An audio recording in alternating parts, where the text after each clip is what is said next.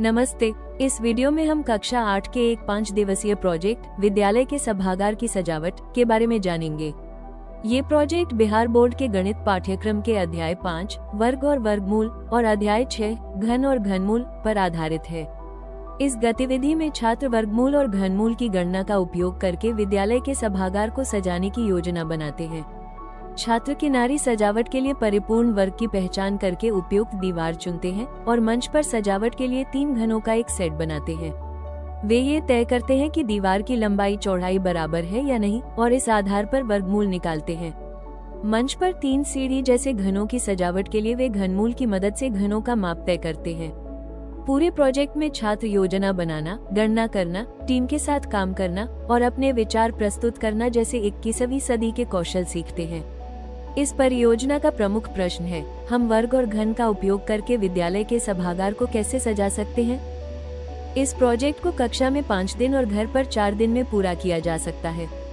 इसके लिए छात्रों को कागज, पेंसिल, स्केल, रंगीन पेन, चार्ट पेपर, कार्डबोर्ड जैसे सामान्य सामग्री की आवश्यकता होती है। इस प्रोजेक्ट के अंत तक छात्र 2 मुख्य अधिगम प्रतिफल प्राप्त करते हैं। पहला, वे विभिन्न तरीकों से वर्ग, वर्गमूल, घन और घनमूल ज्ञात कर पाते हैं और दूसरा, वे सरल समीकरणों के प्रयोग से दैनिक जीवन की समस्याओं को हल करने की क्षमता विकसित करते हैं। चलिए अब देखते हैं कि हर दिन क्या होता है। पहले दिन शिक्षक 4 दीवारों के क्षेत्रफल की जानकारी देते हैं। छात्र यह पता लगाते हैं कि कौन सी दीवार परिपूर्ण वर्ग है, यानी उसका वर्गमूल एक पूर्ण संख्या है या नहीं। वे पहले दी गई संख्याओं का वर्गमूल निकालते हैं, फिर यह जांचते हैं कि क्या वर्गमूल पूरा अंक है। जिन दीवारों के क्षेत्रफल परिपूर्ण वर्ग होते हैं, उन्हें समूह द्वारा चुना जाता है और दीवारों की पसंद को बोर्ड पर चिपकाया जाता है। इस प्रक्रिया में छात्र वर्गमूल के आधार पर निर्णय लेना सीखते हैं और यह समझते हैं कि परिपूर्ण वर्ग का मतलब क्या होता है। दूसरे दिन शिक्षक 2 अलग अलग विधियां सिखाते हैं, बार बार घटाव और अभाज्य गुणनखंड विधि। हर समूह को एक क्षेत्रफल संख्या मिलती है और उनसे दोनों तरीकों से उसका वर्गमूल निकालने को कहा जाता है। छात्र अपने तरीके से काम करते हैं, कुछ बार बार घटाव करते हैं तो कुछ गुणनखंड निकालते हैं और उन्हें दोहराव के जोड़े में बांटते हैं।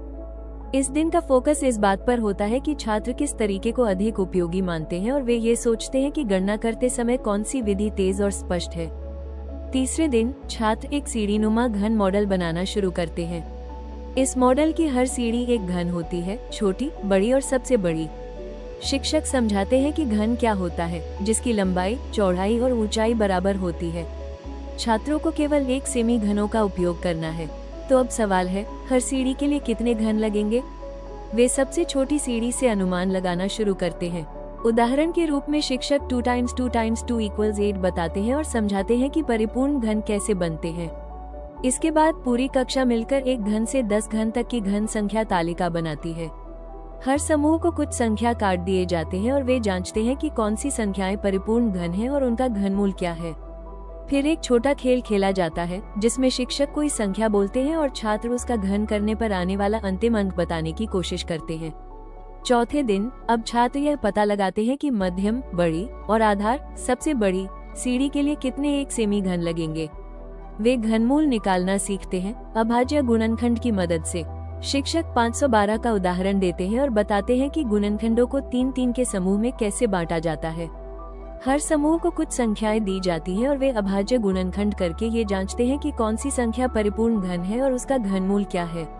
जब वे मध्यम घन के लिए सही संख्या तय कर लेते हैं, तो हर छात्र अकेले काम करता है। अब उन्हें आधार सीढ़ी के लिए घन की संख्या निकालनी होती है, उसी विधि से। अंत में वे एक छोटा नोट लिखते हैं जिसमें बताया होता है उन्होंने कौन सी संख्या चुनी, उसका घनमूल क्या है और यह मॉडल के लिए उपयुक्त क्यों है। 5वें दिन सभी समूह अपनी सजावट योजना प्रस्तुत करते हैं।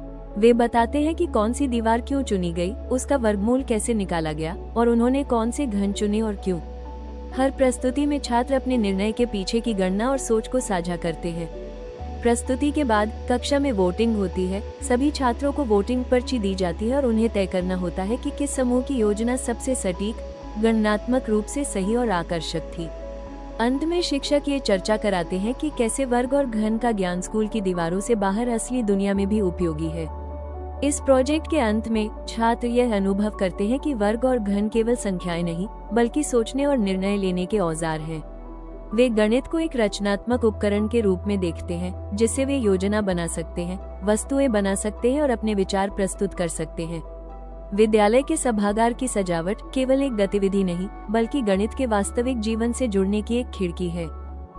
प्रोजेक्ट पूर्ण होने के अंत में शिक्षक पाठ योजना के अंत में दिए QR कोड को स्कैन कर फीडबैक अवश्य भरें। प्रोजेक्ट पूरा होने के बाद पाठ्य पुस्तक में दिए गए प्रश्नों पर चर्चा करेंगे एवं व्यक्तिगत रूप से सवालों के हल अपनी कॉपी पर लिखेंगे। धन्यवाद।